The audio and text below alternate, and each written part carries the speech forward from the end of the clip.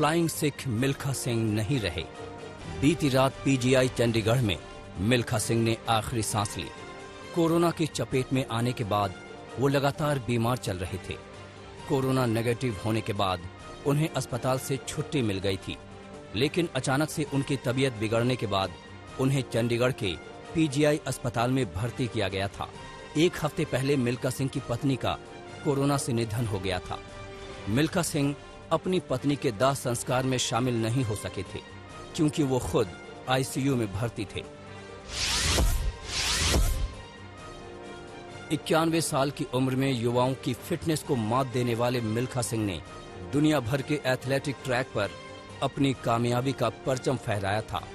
1958 के Asian games की 200 और 400 मीटर रेस में गोल्ड जीतने वाले मिल्खा सिंह ने 1960 के रोम ओलंपिक में चौथा पायदान हासिल किया था।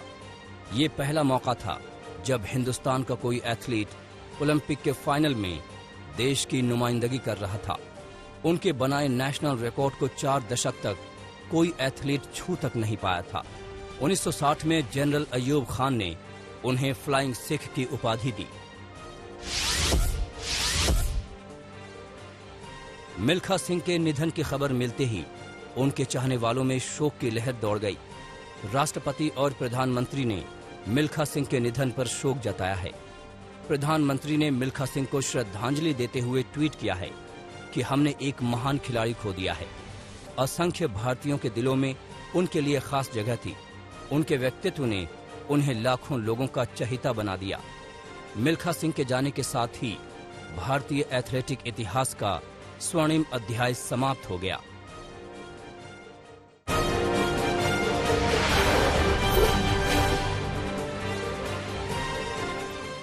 सोशल मीडिया विवाद को लेकर ट्विटर की ओर से उसके 2 प्रतिनिधि संसदीय समिति के सामने पेश हुए।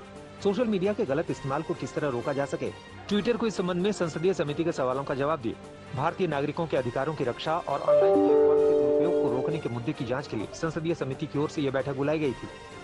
ट्विटर को संसदीय समिति के तीखे सवालों का सामना करना पड़ा। संसदीय समिति ने पूछा कि नियम का पालन नहीं करने पर आप पर जुर्माना क्यों न लगाया जाए। इसके जवाब में ट्विटर के अधिकारियों ने कहा कि हम अपनी नीतियों का पालन करते हैं। दिल्ली में आम लोगों की ओर से मास्क का इस्तेमाल नहीं किए जाने का दिल्ली हाईकोर्ट ने स्वतः संज्ञान लिया है। दिल्ली हाईकोर्ट ने इस मसले पर केंद्र और दिल्ली सरकार को नोटिस जारी करके जवाब मांगा है। दिल्ली हाईकोर्ट ने साथ ही ये टिप्पणी भी की है कि हम कोरोना की तीसरी लहर से ज्यादा दूर नहीं है।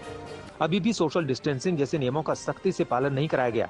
कोर्ट ने केंद्र और राज्य दोनों सरकार को यह सुनिश्चित करने के लिए कहा है कि दिल्ली के सभी बाजारों में कोरोना से बचाव के लिए आम लोगों को और ज्यादा संवेदनशील बनाया जाए। कोर्ट ने अनलॉक के बाद बाजारों में उमड़ रही भीड़ पर भी सवाल खड़े किए।